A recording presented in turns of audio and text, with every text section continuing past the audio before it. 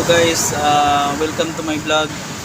Kung bago ka pa lang sa akin channel, paki-subscribe naman ako guys. Paki-support yung ano ko guys, yung YouTube channel ko guys, para may bigay ko yung mga kalaman ko guys, tungkol sa ano guys, sa pag-apply guys. Ngayon guys, pag-usapan natin ngayon yung mga tips kung paano makapasa sa APSAT guys. Dyan ka lang guys, at panoorin mo lang to guys nung matapos guys.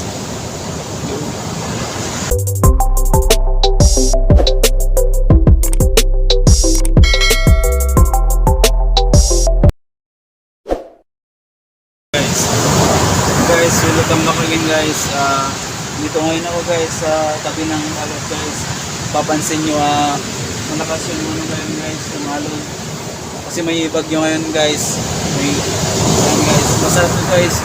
Kaya dito ako pumisto para medyo mahangin siya guys. Pero yun guys, ngayon pag-uusapan natin kung yung mga tips kung paano makapasa sa APSAT, sa mga gustong nagbabalak na ano dyan, na pumasok sa Philippine Army.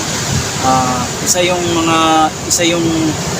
pinaka-importante na may pasa mo yung APSAT, kasi dyan yung ano guys, yung pinakaunang requirements sa pag-apply ng sundalo.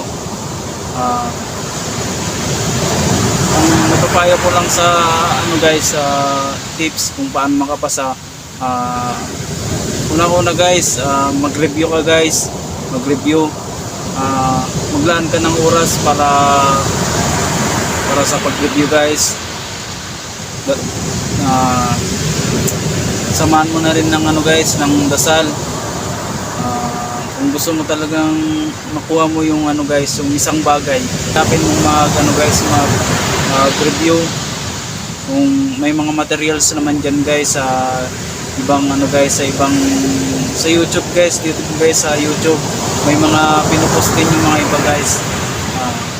Tapos kung gusto mo rin guys ng mga reviewer para pumasa sa APSAT guys, PM mo lang ako guys. Willing ako guys na tumulong, lalo na sa mga kapwa ko dyan aplikante ng Philippine Army. For clarification pala guys, isa pa lang po akong ano guys, aplikante. Sa ngayon naghihintay pa lang ng ano guys, ng quota. Wala pa kasing quota guys. Kaya yun lang, kung gusto mong makapasa sa APSAT, mag-review at magdasal. Yun lang guys, maraming salamat guys. Pasensya na guys kung medyo ano pa yung pananalita ko guys. Salamat pala guys sa panonood guys. Kung hindi ka pa naka-subscribe guys, paki-subscribe na ako guys. Maraming salamat guys. Abangan nyo yung susunod na gagawin kong video guys. Salamat guys.